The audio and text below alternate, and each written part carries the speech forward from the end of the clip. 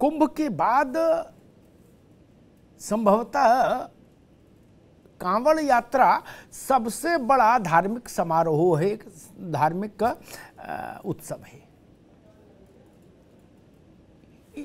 जितने लोग कांवड़ यात्रा में जल लेने के लिए जाते हैं, उतनी शायद दुनिया के कई मुल्कों की आबादी नहीं होगी। सोचिए मतलब कितना बड़ा प्रवाह है भक्ति का। और रास्ता पश्चिमी उत्तर प्रदेश का मुख्य रूप से। इसमें सड़क पर आपको लगेगा कि जन समुद्र तैर रहा है। अगर आप ऊपरी स्थिति से व्यू लें ड्रोन से या किसी और तरीके से, तो आपको लगेगा कि जन सैलाब सड़कों पर है। उस स्थिति में जब जन सैलाब सड़कों पर हो और सब तरफ बम बम बोले का शोर हो, जयकारा हो, उस समय कोई ऐसी साजिश करे कि भगवा गमछा बांधकर, भगवा गमछा गले में डालकर, कांवड़ियों का भेष बनाकर मजार पर जाए और मजार को क्षतिग्रस्त कर दे, मजार पर चढ़ी चादरें फूंक दे और उनका वीडियो बना ले बाकायदा। इसके पीछे कितनी बड़ी साजिश, कितना भयावह मंतव्य मंशा। कल बिजनौर में जो हुआ, ये तो उत्तर प्रदेश पुलिस की सराहना होनी चाहिए कि समय रहते उसने दोनों अपराधियों को हिरासत में लिया, गिरफ्तार किया। अन्यथा इन दोनों मुस्लिम युवकों ने जाके मजार को क्षतिग्रस्त कर दिया था और चादर जला दी थी और उसका वीडियो बना लिया था। उनकी मंशा थी कि इस वीडियो को वायरल किया जाए। सोचिए क्या स्थिति बनती देश में। और देश छोड़िए, उस गाजियाबाद से हरिद्वार तक दोनों तरफ जो मार्ग है, उस मार्ग पर क्या स्थिति बनती।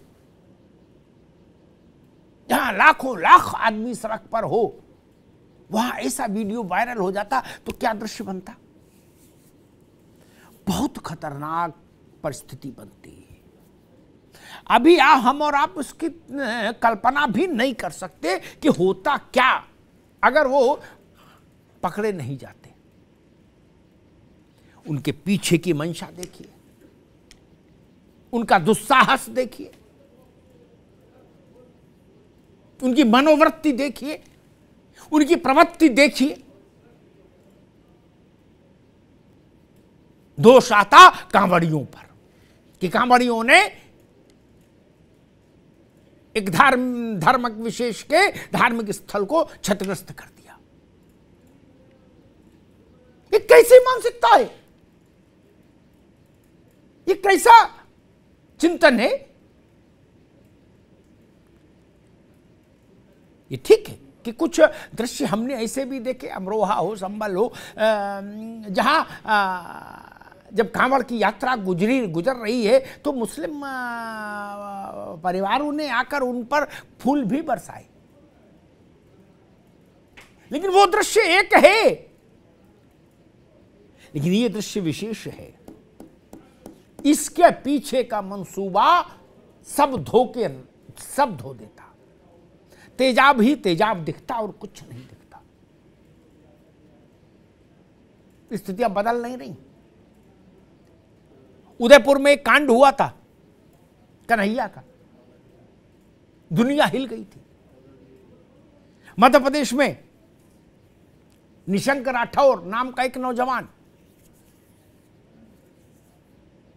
रहस्यमय परिस्थितियों में मृत्यु को प्राप्त हुआ है और उसके मोबाइल से, उसके पिता के मोबाइल पर यह मैसेज आया कि राठौर साहब, आपका बेटा बड़ा बहादुर, बहुत बहादुर था, लेकिन क्या करें, गुस्ताख नबी की एक सजा सरतन से जुदा, सरतन से जुदा। और यही बात उसके इंस्टा के अकाउंट पर पोस्ट की गई 5:40 के आसपास, 5:45 के आसपास ये हुआ, और पुलिस कहती है कि 6 बजे के आसपास उसकी मृत्यु हो गई। अभी मामला संदेह में है, लेकिन पुलिस हत्या और आत्महत्या के बीच में जूझ रही है। लेकिन $1,00,000 का सवाल कि उदयपुर के बाद ये सरतन से जुदा भाला नारा दोबारा क्यों आया, मध्य प्रदेश में क्यों आया और कैसे आया?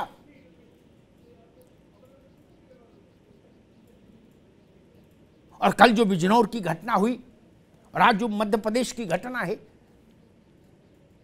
इन घटनाओं पर जिम्मेदार लोगों को, जो आलिम फाजिल लोग हैं, जो धर्म के जानकार हैं, उनको बोलना चाहिए था। उनको इसके विरुद्ध फतवा जारी करना चाहिए था, अपनी नाराजगी जतानी चाहिए थी। लेकिन देश अभी ऐसे किसी फतवे और नाराजगी का इंतजार कर रहा है। ये बड़ा मसला है, इसके बिना तस्वीर ठीक नहीं होगी देश की। तनाव पसरा रहेगा, हवाएं बोझिल रहेंगी, सांप्रदायिक तनाव दूर हो, इसके लिए बुनियादी मंशा में सुधार करना होगा। आदिल और कमाल और उस पूरे बिजनौर के पूरे कांड की तह तक जाने के लिए माथापच्ची कर रही है NIA और IB, ताकि पता लगे कि इसके पीछे और कितने दिमाग थे। 25 लाख कांवड़िया सड़क पर, गाजियाबाद से लेकर और हरिद्वार तक, इस साइड भी उस साइड भी। उस समय ऐसी घटना, उसका वीडियो अगर वायरल हो जाता कि भगवा बांधे, भगवा पहने लोगों ने मजार तोड़ दी, चादर जला दी, तो क्या परिस्थिति बनती फिर? मैं तो उसकी कल्पना मात्र से सिहर जा रहा हूं, क्योंकि उस वक्त भगदड़ ही अपने में पर्याप्त होती, और कुछ ना भी हो, भगदड़ ही मच जाए जब कांवड़िया सड़क पर हो, तो ही संभालना मुश्किल क्या है किसी व्यवस्था के लिए। जो बड़े चेहरे हैं, जिनकी समाज में एक अपनी स्थिति है, भूमिका है, क्या उन सब लोगों को कल एक साथ इसकी निंदा नहीं करनी चाहिए थी? ये नहीं कहना चाहिए था कि ये क्यों किया गया? अब बल तो मुसलमान होके आपने अपना ही धार्मिक स्थल क्यों तोड़ा? और वो तोड़ा तो तोड़ा, आपने भगवा पहनकर क्यों तोड़ा? क्या मानसिकता है? और वो स्थिति आपने तब पैदा की जब 25 लाख कांवड़िया सड़क पर है। कोई फौज, फाटा force, police, PAC, army 50 lakh आदमी के मूवमेंट को भगदड़ मच जाए नियंत्रित कर सकती है क्या?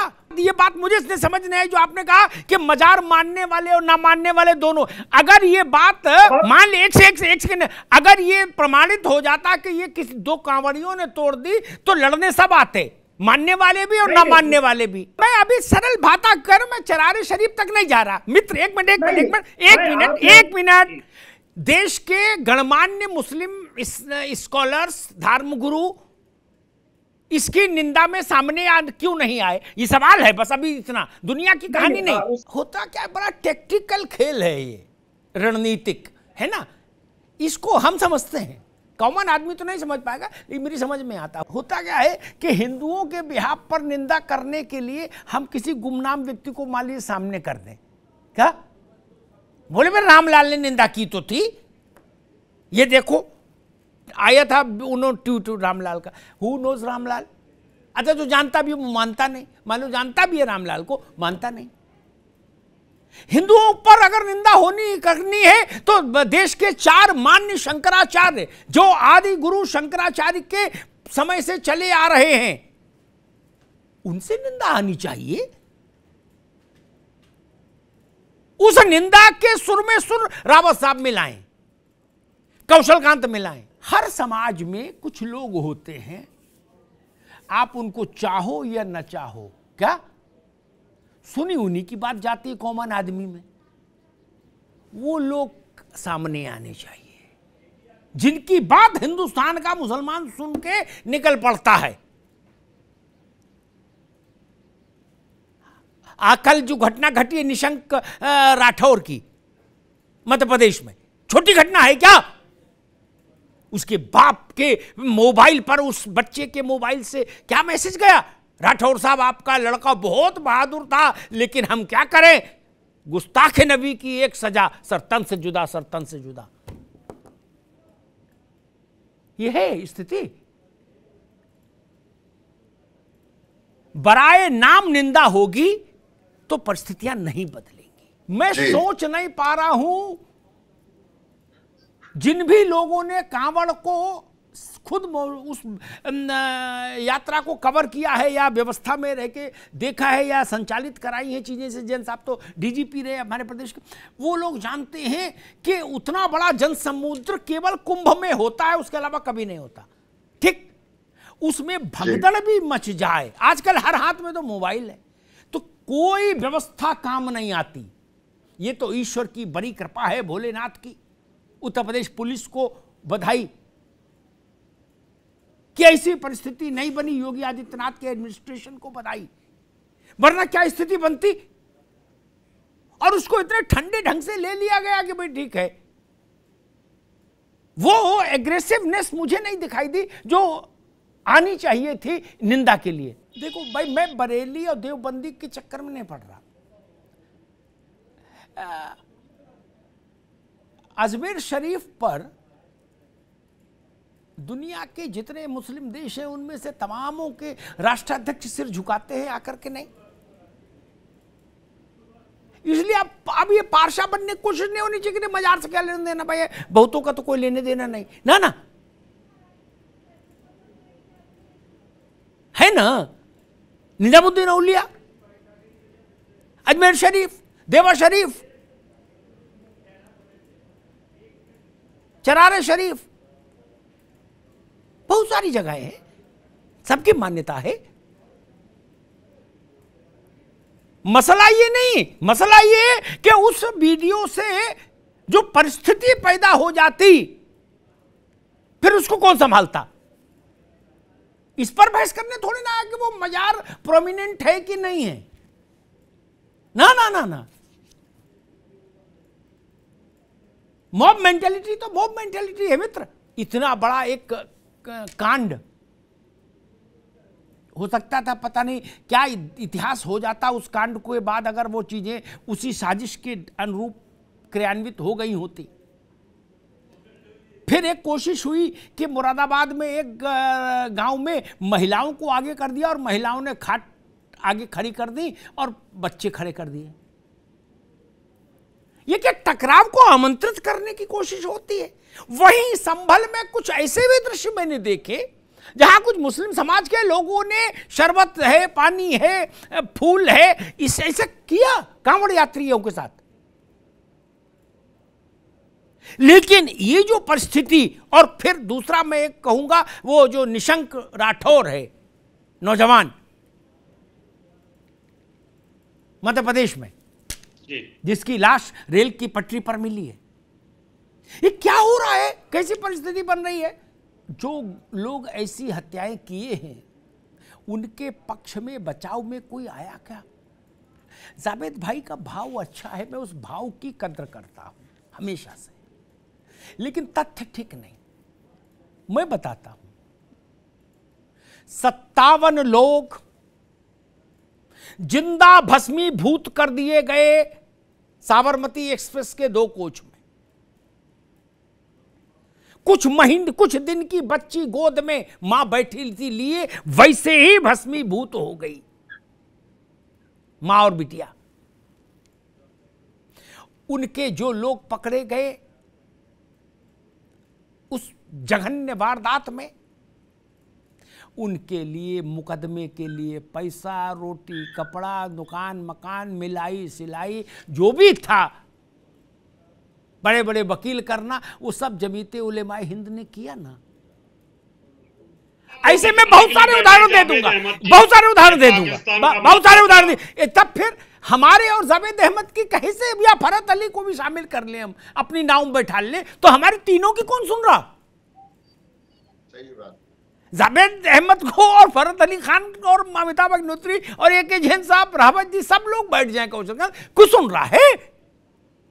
सुन तो जमायत उलेमा हिंद की रहे। इस देश में जितनी भी आतंकी गतिविधियां हुई, जिनमें लोग पकड़े गए, उनमें अधिकांश को की पैरवी और व्यवस्था, लॉजिस्टिक सपोर्ट, उसके बाद पकड़े जाने के बाद जेल में चद्दर भेजना, कपड़ा भेजना, पजामा भेजना, नया कुर्ता भेजना, ये जमात उलेमा हिंद ने किया कि नहीं किया? सच है वो स्वीकार। फिर अगर हम उनकी भी मदद कर रहे हैं तो फिर क्या मुंह दिखाएंगे मानवता को? ये रास्ता ठीक नहीं। जो लोग बाद किसी दंगे में पकड़े गए हिंदू, जिस दिन उनकी मदद, जिनको कोर्ट बाद में ये कहे कि ये दंगाई थे, उनकी मदद के लिए वकील करने का काम आरएसएस करने लगे, बजरंग दल करने लगे, मैं पहला आदमी होऊंगा जो उसके खिलाफ खड़ा होऊंगा। दुष्ट के साथ नहीं खड़ा होना चाहिए। कोशिशें बंद नहीं हो रही, चाहे बिजनौर हो, मुरादाबाद हो और चाहे मध्य प्रदेश हो, निशंक राठौर। एक श्रृंखला सी बन गई है। ये जहर कैसे मिटेगा? ये तेजाब कैसे खत्म होगा भाई? कुछ ऐसे जो दृश्य आते हैं जो आंखों को संतोष दे, मन को प्रसन्नता दे कि चलो भाई हिंदू मुस्लिम एक रास्ता का कुछ दृश्य दिख रहा है संभल में, अमरोहा में, वो अचानक से उसके ऊपर सब पानी फिर जाता है, ऐसी कोई बड़ी घटना घट जाती है। राजनीतिक दल, चूंकि बिजनौर की घटना की निंदा के अलावा और कोई रास्ता नहीं, आप बिजनौर की घटना की निंदा भी नहीं करना चाहते, इसलिए आप पैनल में नहीं आना चाहते ऐसे विषय पर। क्यों? ये रास्ता ठीक नहीं। ये जो पीएफआई का जो मसला है, पीएफआई के एक सम्मेलन में हामिद अंसारी भी गए थे केरल में, और पीएफआई तो कभी ऐसा तो रहा नहीं कि कोई भला संगठन रहा हो। और जो इसका डॉक्यूमेंटेशन अभी आया है सामने कि 2047 तक ऐसा करना है, ऐसा करना है, गजवाए हिंद है, दिस है, दैट है, और उत्तर प्रदेश में भी कई घटनाओं में पुलिस ने पाया कि पीएफआई की भूमिका है। क्या होना चाहिए इस ढंग के एक्सट्रीमिस्ट संगठनों से निपटने के लिए? फिर जो बात जैन साहब ने कही, पीएफआई पर अक्रॉस द नेशन राष्ट्रव्यापी प्रतिबंध क्यों नहीं लगा दिया गया? भाई जब वो गजवाए हिंद कर लेंगे पूरा, तब प्रतिबंध लगाएंगे क्या हम? जो बात कौशलकांत कह रहे हैं कि भाई आप राष्ट्र से ऊपर मजहब मानेंगे और आप मजहब को एक यूनिटी का सूत्र मानेंगे, आप इस्लामिक वर्ल्ड की बात करेंगे क्या? तो देश तो छूट जाता फिर पीछे। पीएफआई जैसे संगठन सबका सर शर्म से झुका देते हैं, तो क्यों नहीं जिनकी वो वकालत का दम भरते हैं पीएफआई जैसे आतंकी संगठन, उनके खिलाफ उसी समाज से नेतृत्व और आवाज क्यों नहीं खड़ी होती है कि कौन है पीएफआई, हमें नहीं जानते, इसको हमें मंजूर नहीं, हम ये संगठन हमारा प्रतिनिधित्व नहीं करता। इतना गुस्सा क्यों है? ये गुस्सा अच्छा नहीं। गुस्सा सब कुछ बहा ले जाता है। खाट खड़ी कर दी, औरतें सामने खड़ी कर दी, क्यों दादा रे दादा, क्यों तुमको तकलीफ है? मालूम निकल जाएंगे तो क्या सड़क साथ ले जाएंगे? पक्की सड़क कच्ची कर जाएंगे क्या? कामड़ी है, काहे को बवाल करते हो भाई? ये गुस्सा किस लिए है? आंखें लाल हैं, छुरा लिए घूमने निकल रहे हो क्या? ये सह अस्तित्व की जो धारणा है ना, उसके बिना गुजारा नहीं और ये तेवर सह अस्तित्व के लिए बने नहीं। दोनों बातें ध्यान रखनी होंगी, हम सबको सोचना होगा। यहां चलो भाजपा भी है, आरएसएस भी है, बजरंग दल भी है और ये हिंदुस्तान भी है, ठीक, मान ले कि झगड़ा चल रहा है। इसलिए दुनिया के तमाम इस्लामिक देश जहां मरने और मारने वाले दोनों अल्लाह का नाम ले रहे, अल्लाह अकबर कह के मार रहे और मर भी रहा, वो भी कह रहा अल्लाह अकबर। बता, वहां तो असंग वाले नहीं गए, वहां तो कौशलकांत ने जाके भाषण दिया नहीं, वहां बजरंग दल भी नहीं गया कभी, सीरिया में विश्व हिंदू परिषद भी नहीं गया। तो कहीं समस्या तो देखना पड़ेगा ना, समस्या कहां है उसको तो खोजो भाई। वहां काहे को लड़ाई हो रही है? भारत में तो हमने मान लिया भाई इसलिए लड़ाई है, वहां किस लिए? अफगानिस्तान में जो जहाज से नीचे गिर पड़ा, डंडा पकड़ के लटक रहा था वो भी, और जो जहाज चला रहा था वो भी, सभी कुरान पढ़ रहे थे मित्र? नहीं, सब अल्लाह के बंदे। जो कोड़े मार रहे हैं औरतों के अफगानिस्तान में, वो भी वही हैं, जो औरत है वो भी तो इस्लाम की बच्ची है। वहां क्या इनकी गलती है फरत अली की? नहीं ना।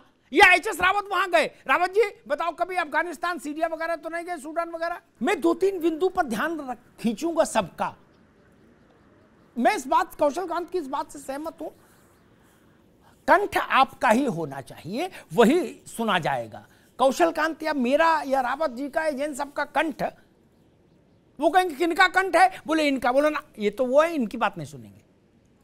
इसलिए वो कंठ जावेद अहमद का होना चाहिए, फरत अली खान का होना चाहिए। इसे एक बुनियादी बात, इस पर कभी जाइए और चर्चा करिए, शायद वहां से कुछ उत्तेजना थमे। कुछ ब्लड प्रेशर नॉर्मल करने की दवा होती नहीं से, वैसे को तथ्य देता हूं। क्रिश्चियनिटी में और इस्लाम में रिलीजियसली तलाक का प्रोविजन था शुरू से ही। हिंदू धर्म में तलाक की कोई धारणा ही नहीं, ऋग्वेद से लेके उपनिषद तक कहीं खकोरे आओ, तलाक है ही नहीं। क्योंकि हमने कॉन्ट्रैक्ट थोड़ी ना किया, हमने तो कहा 7 जन्म की व्यवस्था है भैया, राजी हो ना राजी हो इससे मतलब नहीं। जवाहरलाल जी ने जब हिंदू कोड बिल लेके आए, हमने तलाक की बात मानी ना, स्वीकार किया ना, हमने तो झंडा नहीं उठाया।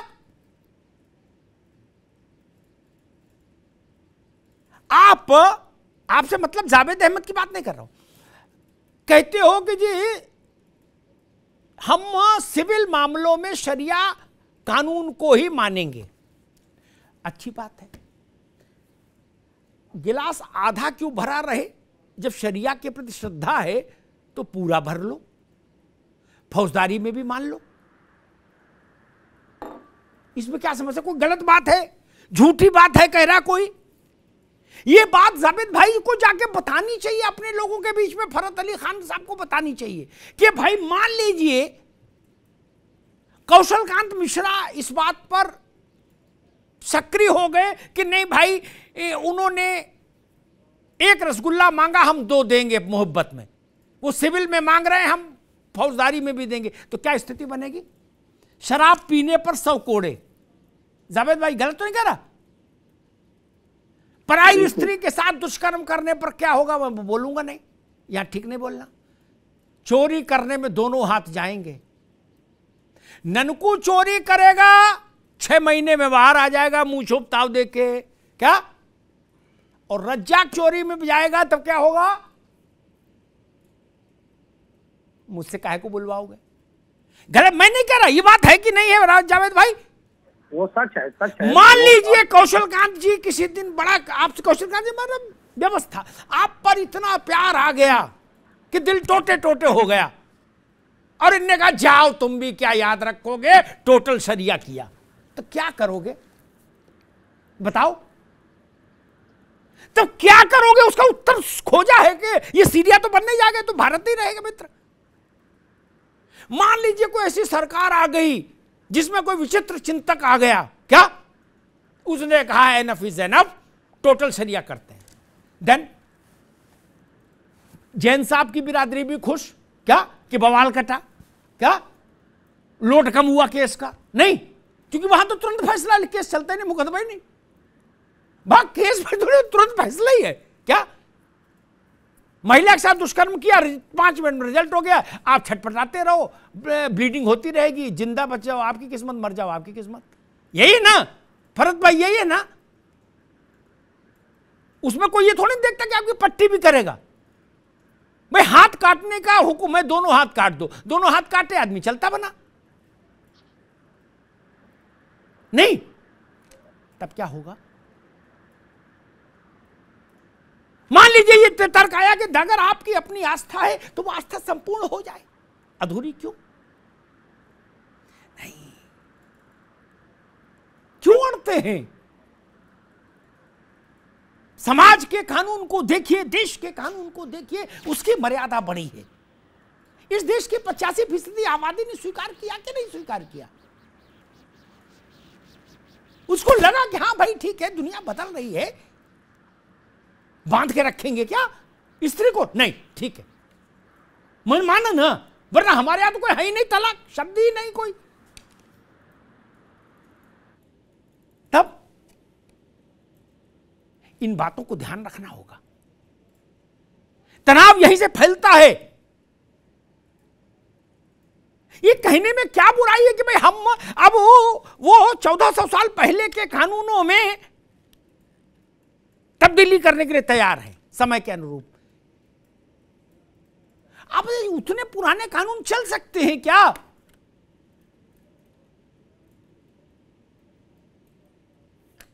अगर आज कोई जिद करने लगे कि जी हम तो पत्तों के कपड़े पहनेंगे, जंगल में ऋषि मुनि वही पहनते थे, तब चलेगा नहीं ना। रणवीर सिंह के खिलाफ मुकदमा हो गया, वो फोटो खिंचा लिए, तो चलेगा नहीं ना। आप पत्ते नहीं पहन सकते भाई कि रावत जी के हम तो पत्ते का पहनेंगे। मैं फलाने पुराण में पढ़ाया तो दरोगा फिर घर में घंटी बजाएगा कि रावत जी चलो भाई बैठो, गाड़ी में थाने चलना। देशकाल परिस्थिति भी देखेंगे कि नहीं देखेंगे। और एक बात मैं कहूंगा, गलत को गलत कहने का साहस हिंदू मुसलमान सब में होना चाहिए। हिंदू कह लेता है क्या? हिंदू धर्म की जब कमियां लोग बताते हैं रावत जी की बिरादरी के, तो इसे यही कहते हैं कि यहां तो हिंदू ही हिंदू के खिलाफ भाषण देने लगते हैं क्या, और नहीं मानते कोई रीति नीति। यही ना, मैं इसको अच्छा मानता हूं। हमने चार दीवारी कभी नहीं बनाई ना, हमने खुला रखा, कभी दीवार बनाई ही नहीं। हमने पंजीरी का प्रसाद का भी उल्लेख किया है सत्यनारायण की कथा में। और साईं बाबा का मंदिर हो तो उसमें ब्रेड पकौड़ा भी चढ़ा दो तो भी कोई दिक्कत नहीं, हम सब में राजी। पकौड़े चढ़ा दो तो राजी, कलाकंद चढ़ा दो तो राजी, कढ़ी चढ़ाओ तो राजी, चावल चढ़ाओ तो राजी, कोई समस्या नहीं। अड़ेंगे तो संघर्ष पैदा होगा, यह मूल सिद्धांत है। मैं इसको इस्लाम पर ही नहीं रख रहा। कोई सी भी चीज में आप जड़ता लाएंगे, उसमें प्रवाह बंद कर देंगे तो समस्याएं पैदा होंगी। वो आदमी हो या धर्म हो या जिंदगी हो। जिंदगी में एक हाथ 2 महीने एक मुद्रा में रखिए, उसके बाद वो उठेगा ही नहीं। जड़ता किसी स्थिति की अच्छी चीज नहीं, गति रहनी चाहिए, परिवर्तन होना चाहिए। क्यों नहीं होना चाहिए परिवर्तन? केवल स्त्रियों से जुड़े कानून आप शरीयत से चाहते हैं, बाकी सब कानून कहते हैं कि नहीं, बाकी वो यही चलेंगे जो कौशलकांत पे चल रहे हैं, वही चलेंगे। क्या उसको दबाने के लिए चाहते हैं क्या? ट्रिपल तलाक वाला मसला आया, कितना मानवीय और कारुणिक मसला था, उसके खिलाफ आंदोलन हुआ, प्रदर्शन हुआ, धरना हुआ। अरे किसी की बेटी हो उसके साथ ऐसा क्यों हो? कि कोई उसको 3 मिनट में तलाक देके बाहर घर से निकाल दे। जब शाहबानो का मसला आया था जावेद भाई, तो मुझे उस वृद्ध महिला की आंखें याद हैं। क्या? आज तक पूरा जीवन जिसने दे दिया परिवार में, उसको बुढ़ापे में आके निकाल के बाहर कर दिया, और मेहनताना उसको गुजारा भत्ता ना मिले इसके लिए सरकार ने कानून पलट दिया सुप्रीम कोर्ट का कि मर जाए जाके। जिसने आपके परिवार को 6 बच्चे दिए, झाड़ू पोंछा किया, रोटी पका खिलाई, जब वो 70-72 साल की हुई बुढ़िया, तो कहा तू जहर खा ले मर जा, भत्ता नहीं दूंगा। यही नहीं लड़ाई थी, इसी में राजीव गांधी ने सरेंडर किया था ना। वो प्रतिगामी कदम था मित्र, प्रतिगामी कदम था। मैं होता इस्लाम में तो मैं उसकी आलोचना जरूर करता। मुझे अपनी मां बहन बेटी के लिए वो रास्ता मंजूर नहीं, मुझे ट्रिपल तलाक मंजूर नहीं, हलाला जैसे कानून मंजूर नहीं। वो स्त्री की सार्वभौमिक गरिमा के खिलाफ है। और एक आखिर में बात कहूंगा कि एक तो जो बात अभी आई वहां सऊदी अरब की, वो जावेद भाई फरज साहब, सऊदी अरब और अमेरिका 2 को ध्यान रखिए। वहां जैसे रहते हैं वैसे यहां क्यों नहीं रह सकते सब लोग? अमेरिका में नो बवाल जोन है कि नहीं है जावेद भाई, है कि नहीं है? नो बवाल जोन, किसी टाइप का कोई बवाल अलाउ ही नहीं वहां ना। एक ही बार बवाल हुआ था वहां, क्या बड़ा बवाल, उसके बाद तो उन्होंने सब बवाल बंद कर दिए। अब तो वहां कोई बवाल कर ही नहीं सकता। No no no means no, कोई कुछ कहे उल्टा खड़ा हो जाए, ठीक। और अमेरिका में आप ये कह सकते हो वो क्रिश्चियन डोमिनेटेड देश है, और सऊदी अरब तो इस्लामिक राज्य है, वहां भी नो बवाल जोन है। आइए इस देश को नो बवाल जोन बना ले, मिलके रहे, इसकी तरक्की में बराबर की हिस्सेदारी करें, और तरक्की के जो फल आए उनका भी बराबर में बंटवारा करें।